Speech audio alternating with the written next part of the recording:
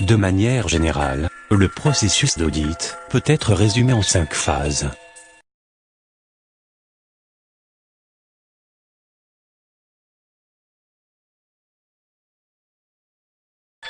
Planification. Les activités de planification initiale comprennent l'acceptation formelle du client par le cabinet d'audit, la vérification du respect des exigences en matière d'indépendance, la constitution de l'équipe d'audit et l'exécution d'autres procédures pour déterminer la nature, le calendrier et l'étendue des procédures à suivre pour effectuer l'audit d'une manière efficace.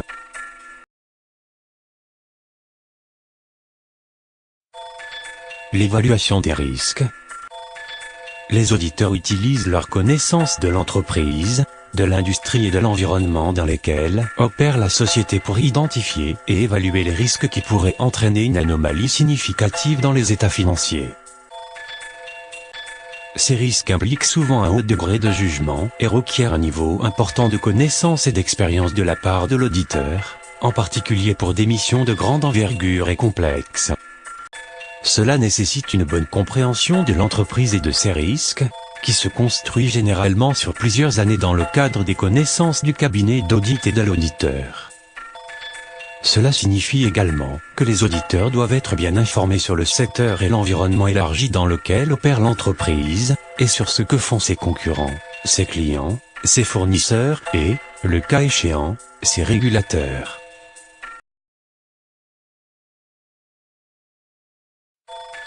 Stratégie d'audit et plan.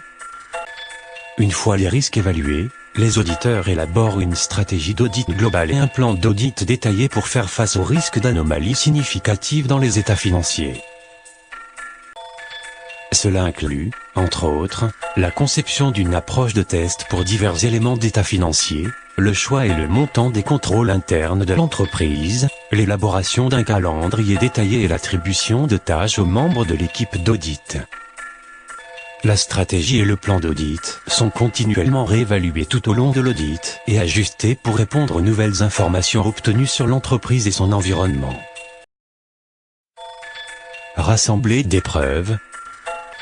Les auditeurs font preuve de scepticisme et de jugement professionnel lorsqu'ils rassemblent et évaluent des éléments de preuve en testant les contrôles internes de la société, en retraçant les montants et les informations fournies dans les états financiers et en obtenant une documentation externe.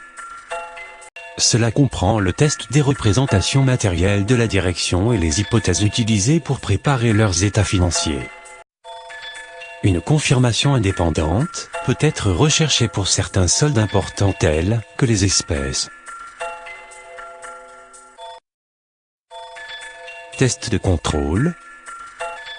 À mesure que les entreprises sont devenues plus complexes et sophistiquées et que les coûts de la main-d'œuvre ont augmenté, les systèmes et processus automatisés sont nécessairement devenus beaucoup plus répandus.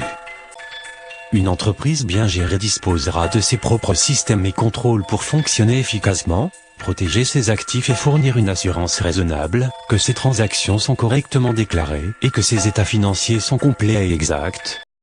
Les auditeurs évaluent l'efficacité de ces contrôles pour prévenir et atténuer le risque éventuel d'anomalies significatives dans les domaines où l'auditeur prévoit utiliser ces contrôles pour ajuster la nature, le calendrier et l'étendue de leurs tests.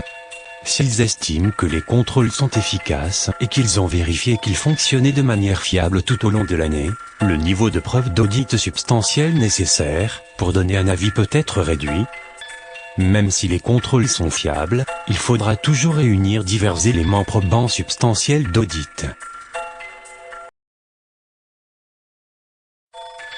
En plus de tester les contrôles, l'auditeur est tenu d'effectuer d'autres procédures pour rassembler des preuves à partir de procédures substantielles, éléments probants substantiels, qui peuvent inclure une combinaison des éléments suivants.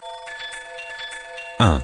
Observer ou inspecter physiquement les actifs, tels que les stocks ou les immobilisations corporelles. 2. Examiner les dossiers à l'appui des soldes et des transactions. 3. Obtenir des confirmations de tiers avec lesquels l'entreprise fait affaire, tels que ses fournisseurs, ses clients et en particulier les banques qu'elle utilise. 4.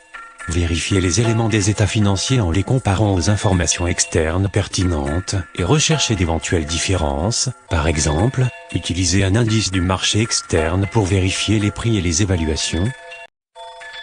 5. Vérification des calculs. Finalisation. Enfin, les auditeurs exercent leur jugement professionnel et forment leurs conclusions globales, basées sur les tests qu'ils ont effectués, les preuves qu'ils ont obtenues et les autres travaux qu'ils ont effectués. Cette conclusion constitue la base de l'opinion d'audit. Les auditeurs interagissent avec l'entreprise pendant toutes les phases du processus d'audit énumérées ci-dessus. Des discussions et des réunions se poursuivront avec la direction, tant au niveau opérationnel qu'au niveau de la haute direction, et avec les responsables de la gouvernance. Grâce à leur scepticisme et à leur jugement professionnel, les auditeurs contestent les affirmations de la direction concernant le nombre et les informations fournies dans les états financiers.